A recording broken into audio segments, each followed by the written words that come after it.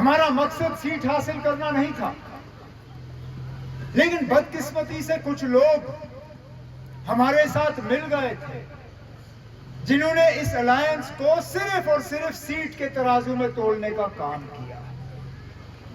आज हमारे ऊपर इल्जाम लगता है कि हम खुदगर्ज हैं, कि नेशनल कॉन्फ्रेंस ने यहां साउथ कश्मीर की सीट पीडीपी को नहीं दी क्योंकि हम खुदगर्ज हैं।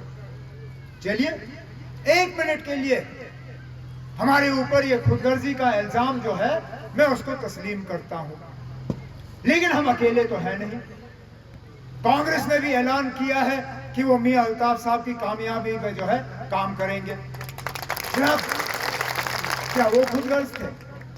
अगर हम खुदगर्ज थे तो कांग्रेस वाले फिर पीडीपी के साथ जाते। 6 साल आप हुकूमत करिए। उस वक्त क्या कहा पीडीपी वालों ने?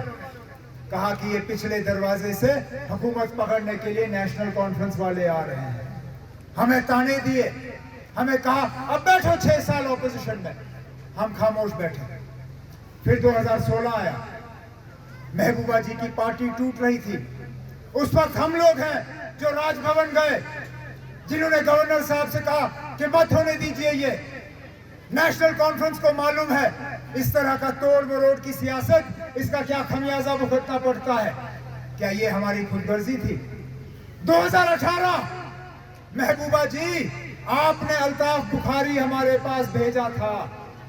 आपने उस वक्त कहा था कि अल्ताफ बुखारी को आप चीफ मिनिस्टर बनाओगे। आपने हमसे सपोर्ट मांगी, हमने उफ तक नहीं किया।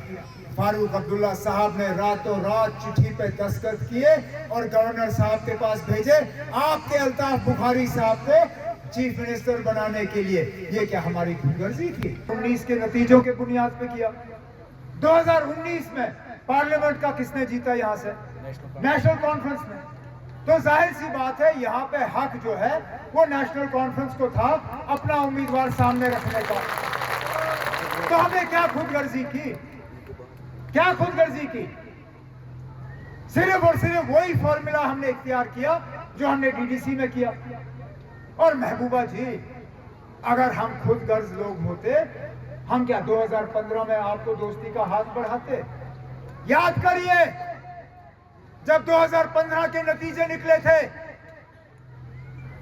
उस वक्त ये कलम दवात वाले ये बीजेपी के साथ बात कर रहे थे।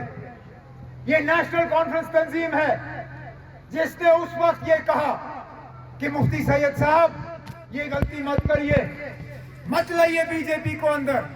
हमें कुछ नहीं चाहिए, हम कोई शर्त नहीं लगाएंगे। आप नेशनल कॉन्फ्रेंस और कांग्रेस की मदद ले लीजिए।